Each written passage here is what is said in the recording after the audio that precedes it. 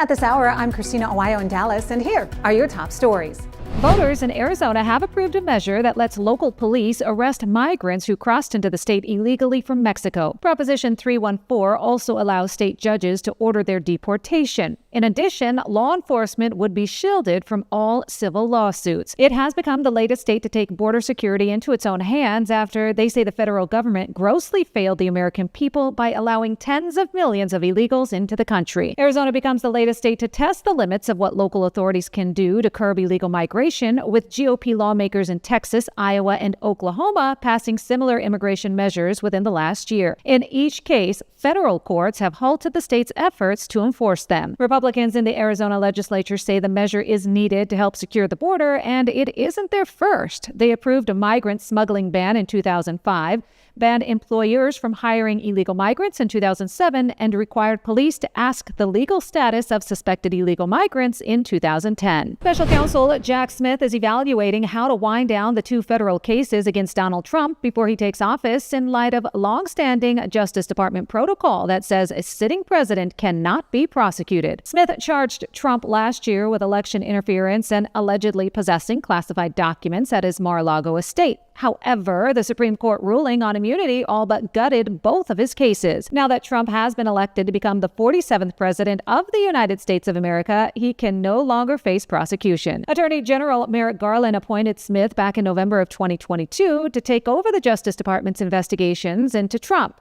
The legitimacy of that appointment has been hotly contested since that time. President Trump pleaded not guilty to all charges and said Smith was working a politically motivated prosecution aimed at helping Biden's and then Harris's campaign against him. Former federal prosecutor Nathan Hochman has won election as the Los Angeles County District Attorney. He defeated the Soros-Backed super liberal George Gascon, unseating an incumbent known as the godfather of progressive prosecutors. During the campaign, Hochman highlights Gascon's soft on crime approach and criticized him for policies like banning prosecutors in his office from seeking the death penalty and various sentencing enhancements, stopping the prosecution of juveniles as adults, and ending cash bail for misdemeanors and nonviolent felonies. His victory reflects a growing frustration across the state and elsewhere with progressive district attorneys who have pushed criminal justice reform. Hochman was backed by local police unions. He is an independent who previously ran as a Republican for California Attorney General. Florida, Nebraska, and South Dakota are the first states to shut down measures to enshrine abortion on their state constitutions since Roe v. Wade was overturned and the power to decide was given back to the states. By rejecting adding abortion rights to their state constitution, Florida voters kept a ban on abortion after the first 6 weeks of pregnancy in place. It's the first time abortion rights groups have lost in a statewide ballot question since the U.S. Supreme Court overturned Roe. Arizona, Colorado, Maryland, Montana, and Nevada voters adopted such measures, and New Yorkers passed an amendment to ban discrimination on the basis of pregnancy outcomes. Nevada voters also approved an amendment, but they'll need to pass it again in 2026 for it to take effect. An attorney for Karen Reed argued in front of the state's highest court that several charges related to the death of her Boston police officer boyfriend should be dropped. Reed is accused of ramming into John O'Keefe with her SUV and leaving him to die in a snowstorm in January of 2022. A judge declared a mistrial in June after finding that jurors couldn't reach an agreement. However, a retrial on the same charges is set for next year. The defense is making the same arguments they made in briefs to the Massachusetts Supreme Judicial Court that trying Reed again on charges of second-degree murder and leaving the scene would be unconstitutional double jeopardy. China's President Xi Jinping congratulated Donald Trump on his U.S. presidential win and urged both nations to find the right way to get along as looming U.S. tariffs threaten to return them to the days of a trade war years ago. Meanwhile, South Korean President Yoon Suk-yeol talked to President Donald Trump, had a 12-minute phone call, and discussed the close security and economic ties of their two countries. Laura Westbrook reports.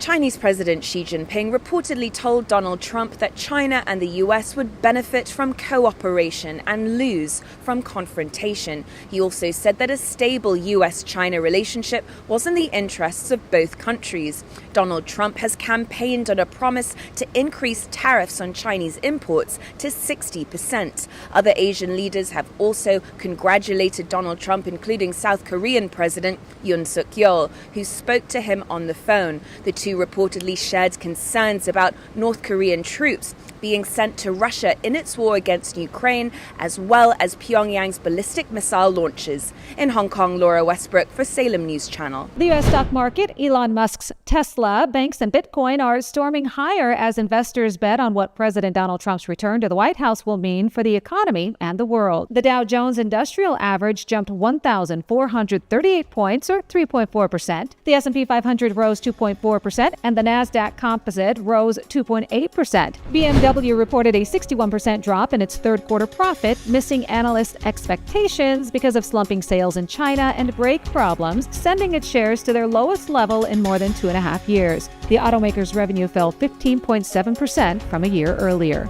In Dallas, Christina, Aguayo, Salem News Channel.